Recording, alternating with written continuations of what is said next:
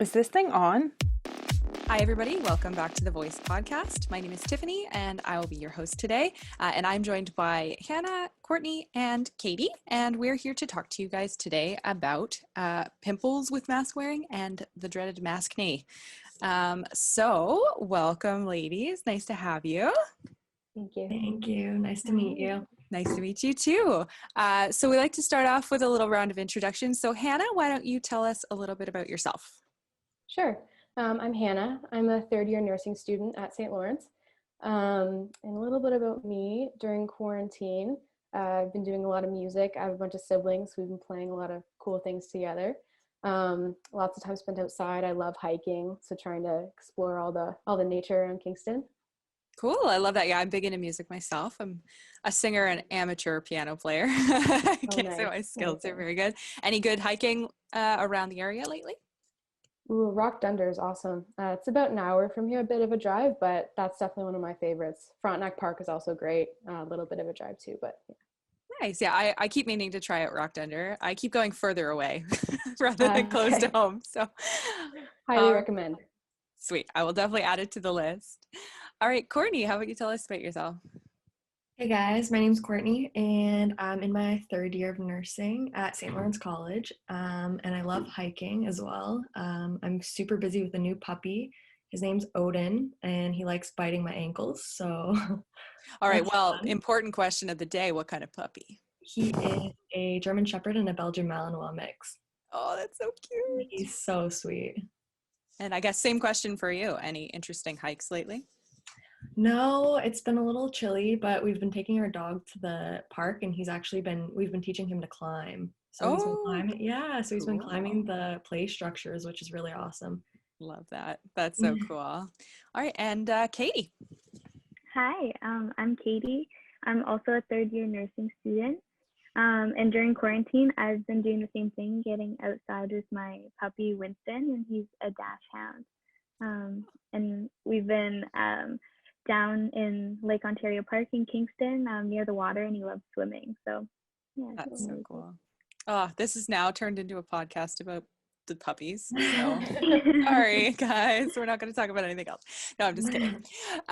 So like I mentioned at the beginning, we are going to talk today with these lovely ladies about skincare and about maskne, and it's a big issue for a lot of people right now, unfortunately, with the fact that we all have to wear masks, and wearing a mask is a good thing, but there are some unfortunate side effects. So can one of you tell me what the pathology behind maskne is? Why does it happen?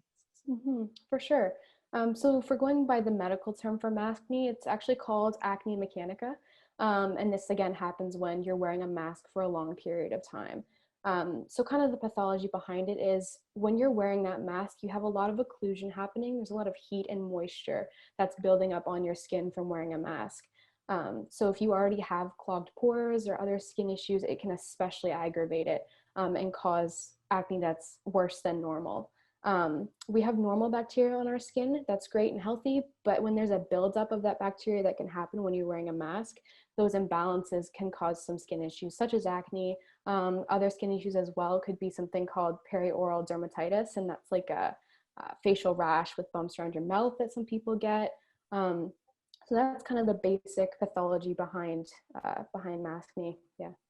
Oh, cool. Okay. There's a lot more science to it than I thought. Yeah.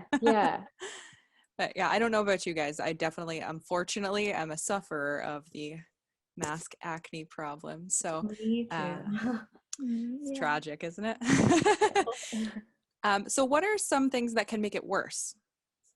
Yeah, so I'll start off with a quote just from Joanne Montgomery, who's a dermatologist from North Dakota, and she was saying that it makes sense to see breakouts because wearing a mask, quote, provides a perfect place for bacteria to grow. So that's, again, kind of reiterating what I was talking about before about that environment that we're creating with a mask. So some things that make it even worse, in addition to just wearing a normal mask, would be wearing a thicker and less breathable mask, because you don't have that airflow happening and you have a lot more occlusion going on your face. So that's something that people should be aware of. Don't get one that's going to be really thick. First of all, it's hard to breathe. It's harder on you to breathe, let alone it cause issues for your skin. So to avoid those. Another big issue that I think a lot of us are experiencing and seeing is not washing masks properly. A lot of us use reusable masks, not just the disposable ones. And I know for myself, I carry my mask in my purse or my pocket, and rarely does it ever get inside the house and into my washer. A lot of the time it's multi-used. I've been to the grocery store, I've been out on a long walk and I have it on for hours. And so again, wearing that mask that hasn't been cleaned properly isn't going to do anything good for your skin. Um, the third thing is not having a facial cleansing routine. That's something that's important in general, let alone when we're in a pandemic when we're wearing masks. So it just increases the necessity of having a face cleansing routine. For me, I have my morning and night routine, but as well, something I've added in is when I come home, I take off my mask, and even just running a washcloth over my face to get any of that dirt and bacteria just off of my face, I think is an important thing to do as well. Um, and then lastly, trying to avoid wearing oil-based makeup. This is something that a lot of us try to avoid in general, but again, with a pandemic and with wearing a mask all the time, oil-based makeup is going to be even more detrimental to your skin. So if you do want to wear makeup under your mask, then try to avoid oil-based ones. Yeah. Yeah, that's a really, really good point. I think that a lot of people don't think about is the composition of their makeup. A lot Mm-hmm. of people wear oil-based makeups for the skin type that they have, rather than thinking of how that could interact with the environment inside of a mask. So it's a Exactly. really kind of good point I think a lot of people don't think about. Mm-hmm. So what are some ways to prevent it or lessen the risk of getting it? I mean, you've definitely given us a few tips there, but are there any other things that people can do? So I have another quote. So it just goes over the fact that it is like underneath your mask, it is creating a warm, humid environment. So bacteria, yeast, and other microbes will grow. So that can make the problem worse. So again, like Hannah said, limit the use of makeup, try to avoid it if possible. The washcloth to the face as well.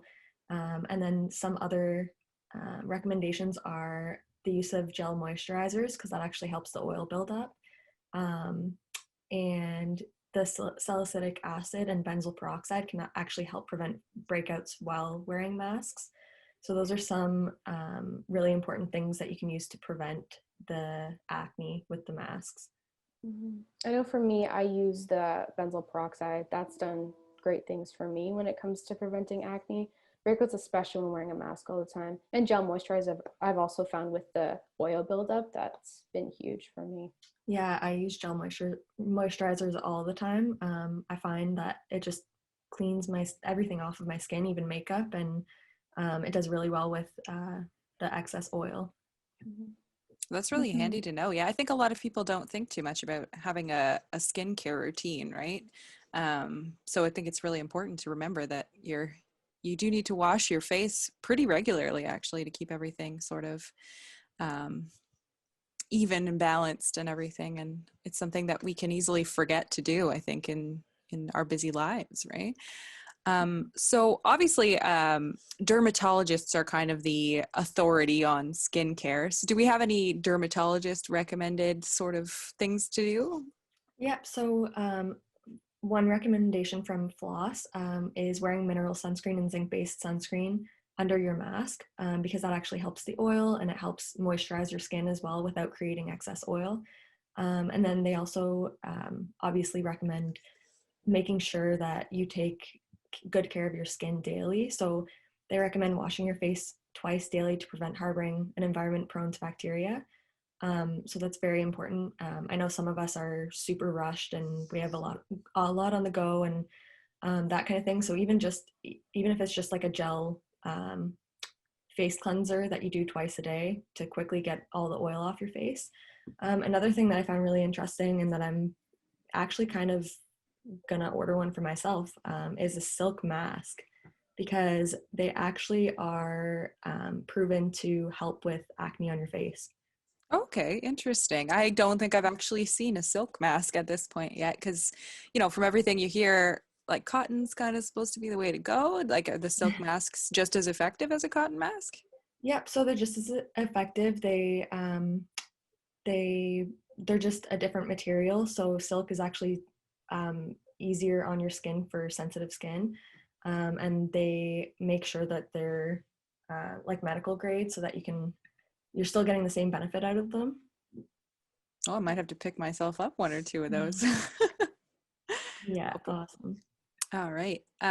So does Maskne impact people's willingness to wear a mask? Definitely. There is a few barriers to mask wearing. So there's personal barriers, social and environmental factors. So personal barriers might be if you're someone who has acne-prone skin and wearing a mask really irritates it on top of that, and it can make it really difficult. And then different social factors, of course, if you're in an environment where others are not often wearing masks, and then even in warm weather, it can get really hard to breathe. So there's a lot of different factors, but acne is one that it affects a lot of people. And there was a quote by the president of the American Academy of Dermatology, and he recommends to wear a cloth face mask in public settings when around people who don't live in your household, especially when social distancing measures are difficult to maintain. And there's a growing body of evidence that has shown masks play a vital role in reducing the spread of COVID-19, and they encourage people to wear face masks in public and practice social distancing and frequently wash your hands.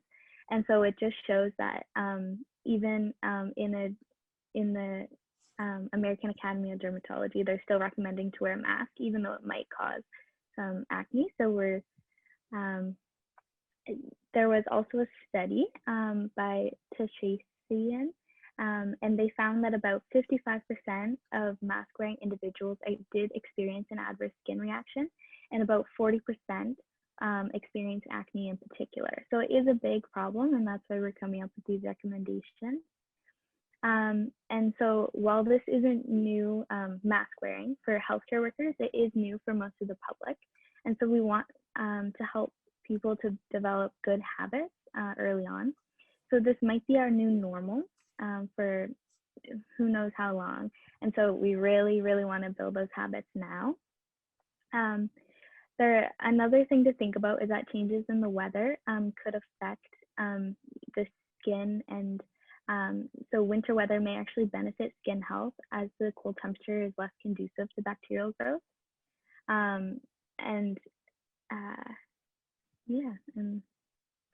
There is quite a few barriers to mask wearing, but with building good habits, it'll get easier for everyone.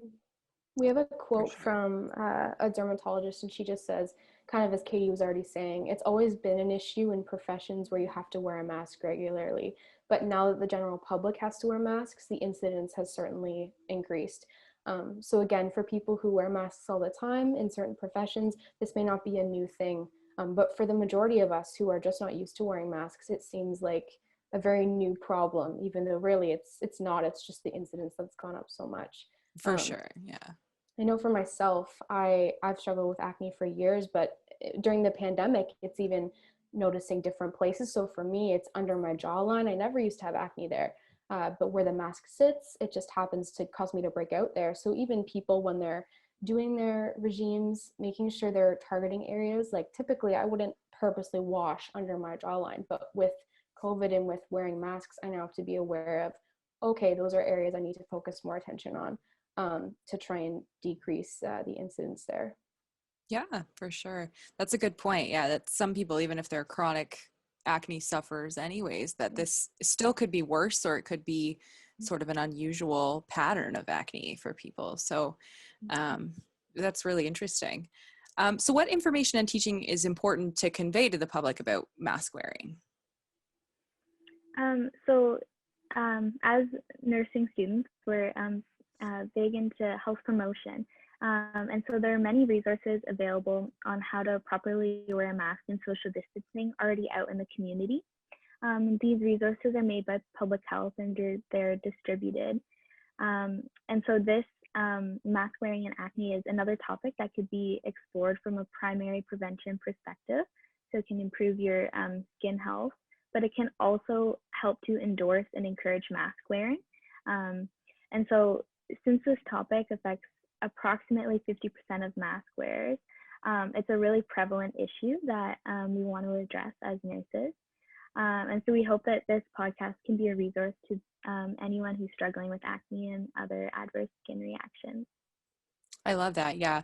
I think that podcasts are such a great platform for getting information out to people. And so hopefully, yeah, this can definitely help with people's questions, because a lot of the time it's just not knowing, right? Just not having all the facts. And so that's really great.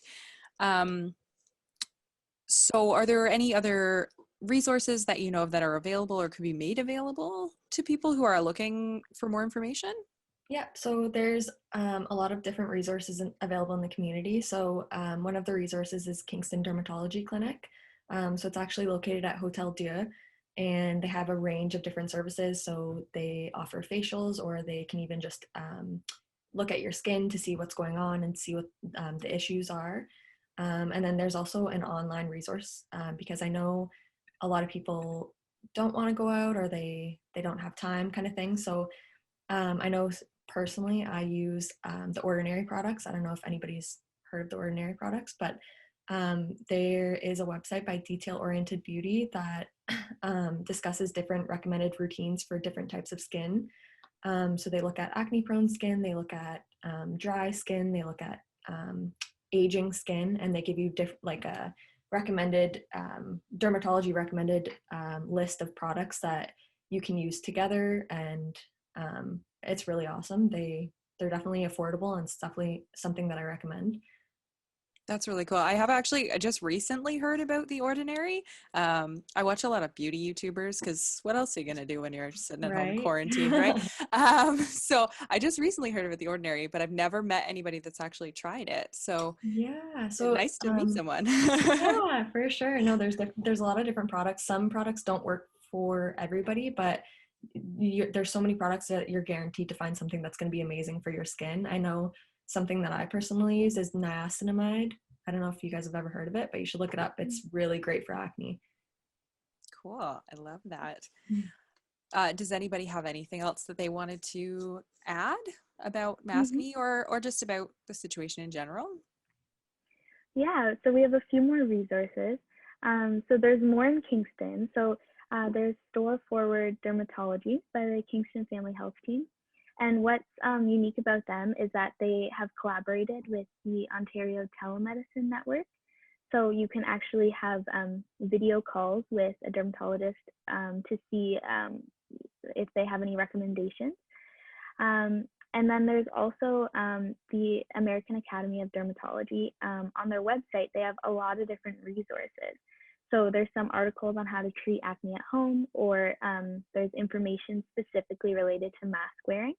And then some of the other categories are specific conditions and treatments, everyday care, cosmetic treatments, looking at it specifically for children and adults, and then different public health programs available. So it's also a really good online resource for anyone looking to learn more about acne. There's also a couple other ones that I found. There's the Limestone Dermatology or Dermatology Associates in Kingston. There's one dermatologist there, so it's a smaller practice. But again, just another option if someone needs to go in person and talk to someone and see what they can do about their skin. As far as an online resource, one that I haven't personally used but found when doing research is called the Derm Store. And it has a lot of information about different types of skincare regimes, different skin issues. It has a lot of recommendations from dermatologists, and it has hundreds of skincare items that are available for purchase as well.